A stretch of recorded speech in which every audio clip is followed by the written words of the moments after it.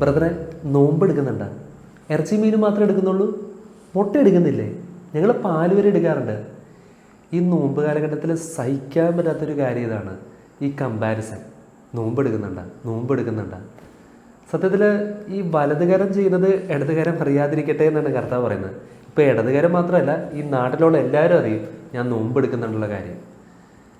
സത്യത്തിൽ ഇതൊക്കെ രഹസ്യത്തിൽ ചെയ്യേണ്ട കാര്യമാണ്. ഈ നോമ്പ് കാലഘട്ടത്തിൽ ഫാസ്റ്റിംഗ് എടുക്കണോ, അല്ലെങ്കിൽ പരിത്യാഗങ്ങൾ ചെയ്യണോ? ഇതിൻ്റെയൊക്കെ ആവശ്യമുണ്ടോ?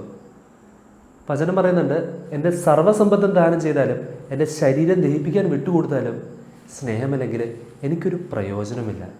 സത്യത്തിൽ ഈ നോമ്പ് എടുക്കുമ്പോൾ അതിൻ്റെ പർപ്പസ് മീറ്റ് ചെയ്യുന്നില്ലെങ്കിൽ എന്താണ് അർത്ഥം? പർപ്പസ് ഇത്രേ ഉള്ളൂ, നമ്മളെ കൂടുതലായിട്ടും സ്നേഹത്തിലേക്ക് അടുപ്പിക്കുക. അത് മീറ്റ് ചെയ്യുന്നില്ലെങ്കിൽ പിന്നെ എന്താ അർത്ഥം? ഈ നോമ്പ് കാലഘട്ടത്തിലെങ്കിലും നമ്മൾ ഒത്തിരി മാറ്റി നിർത്തിയ ഒരാളെ, ശത്രുവായിട്ട് കണ്ടിരുന്ന ഒരാളെ കൂടുതൽ സ്നേഹിക്കാൻ പറ്റുന്നുണ്ടോ? കൂടുതൽ അവരുമായിട്ട് സ്നേഹബന്ധത്തിലാകാൻ പറ്റുന്നുണ്ടോ?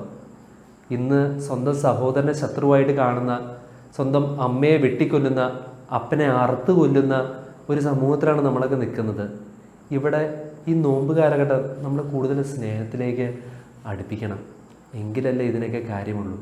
പർപ്പസ് മീറ്റ് ചെയ്യുന്നില്ലെങ്കിൽ ഈ നോമ്പ് കൊണ്ടും ഒരർത്ഥവും ഉണ്ടാവില്ല.